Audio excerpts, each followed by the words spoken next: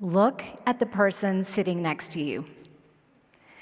If tomorrow they couldn't manage their own life, their home, their care, their finances, would you know what to do? Did y'all talk about it when you first sat down? Would you know their wishes, their passwords, or their plans? And if not, how much GeriDrama do you think that would create for you? More on that score later. The truth is, most of us wouldn't know any of that stuff. I know I didn't. Here's my story. Several years ago, without any warning or prior conversation, I became the power of attorney and primary caregiver for the parents of a deceased childhood friend. In my memories, these were wonderful people. She was a hard-charging 80s businesswoman, always late to carpool. He was her handsome captain. Together, they chaperoned Depeche Mode concerts, woohoo, trips to St. Thomas, and other fun adventures. They were the cool parents, people who were always in charge, until they weren't. Flash forward 30 or 40 years, and the wheels had totally fallen off their bus. There were medical emergencies, financial chaos, endless decisions, and somehow I, a kid from kindergarten, was supposed to know how to fix it all, even though we'd never had an adult conversation about it. I was in way over my head. For the next 2 years, every day was like waking up first in line at Halloween Horror Nights. There was something scary lurking around every turn. There was another fall, more unpaid bills, hospital visits, scams, crazy decluttering efforts, and 24/7 care quandaries. It was relentless, it was scary, and it was expensive.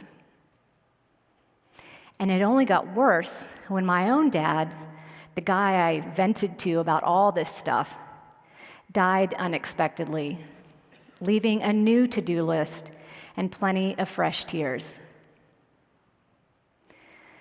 I maintained a can-do smile, but underneath, I freaking seethed with frustration. Why was I so misinformed about this stage of life? How could I be so ill-equipped to handle all this stuff? And how could I make sure my own kids never had to bail me out like this one day? When the dust finally settled, and it eventually did, I realized this wasn't just my story. This is everyone's story.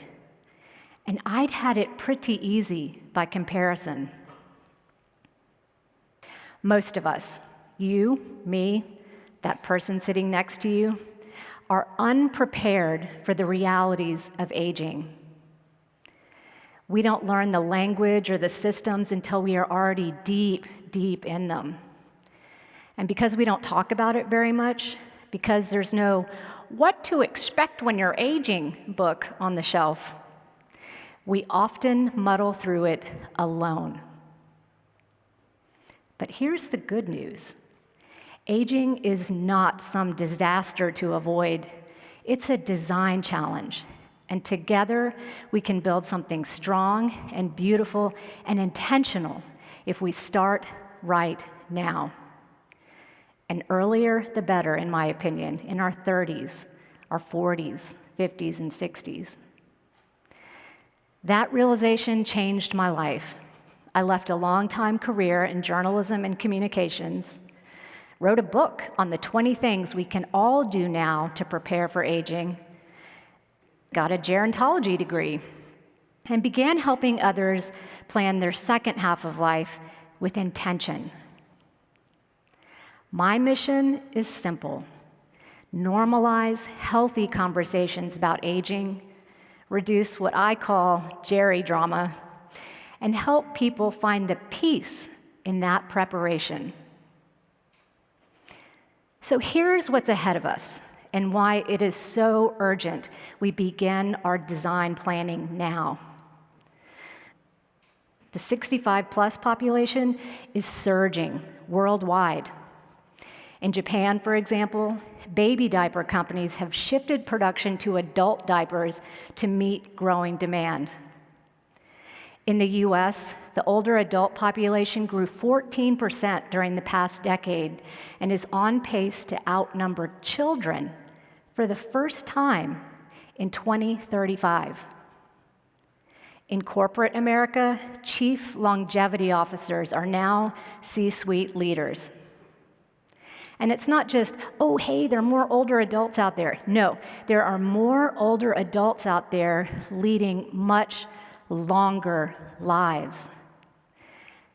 The number of centenarians is expected to quadruple in just the next few years. That is 100% beautiful news, of course, but it also means more years of care, cost, and complexity. Most of us are not ready for that. One recent study found older adults fear running out of money in retirement more than they fear death. Think about that. Running out of cash feels scarier than the end of life itself. Yet, 1 in 5 Americans over the age of 50 has no retirement savings. Add confusion over long-term care costs, a shrinking caregiver pool, limited housing accessibility, and the fact only 1 in 4 Americans has a will, and you can see why so many people out there think there's a storm brewing. Unlike the weather, though, this is one system we can predict and prepare for. But if we don't chart our path now, someone else, maybe that person sitting next to you, or maybe some long ago carpool buddy, will have to chart it for us, and we may not like where that leads. So what do? We prepare with purpose. I call it mindful aging, which is approaching aging not as a disaster, but as a design challenge. Here are 10 design essentials we often forget to include. And you might want to write these down in that handy-dandy notebook you got when you first checked in. Number 1, get financially prepared now. Find a certified financial planner who can advise you on your very unique situation. Make sure you ask about long-term care costs and how you will pay for them. Number 2, get legally prepared. Find a good elder law attorney, draft a will, appoint a power of attorney and healthcare proxy, design a living will, and discuss advance directives, Medicaid planning, and trusts. Number 3, curate essential information or create a death binder. Gather all of your important documents and put them somewhere safe so that a trusted loved one can access them easily one day. Number 4, communicate. Talk to your loved ones about your plans. Show them where things are, and revisit this important conversation often. Number 5, find help now. Learn now how people like geriatric care managers, death doulas, hospice nurses, and daily money managers can help you one day. Number 6, plan your place. Evaluate your home for accessibility and your neighborhood for connection. Number 7, my very most personal favorite, declutter now so others won't have to later. Number 8, reimagine your transportation, and mobility. Decide now how you will transition from driving one day. We are all going to have to do it. All right, number 9, getting to the end here. Contingency plan. Play the best game ever, the what if game. What if I fall tomorrow? Where will I go? Who will help me? And how will I pay for it? And number 10, live with a focus on your legacy. Practice now what you want your obituary to preach later. Y'all, these are not grim choices or cheesy design ideas. These are gifts of calm and clarity for the people who will one day help you. And who are those people? Take another look at the people sitting around you, your new friends, your new chairmates. If life changed tomorrow, would they know how to help you? Would you know how to help them? That is where good grand planning begins, in my opinion. With curiosity, honesty, and open, ongoing conversation.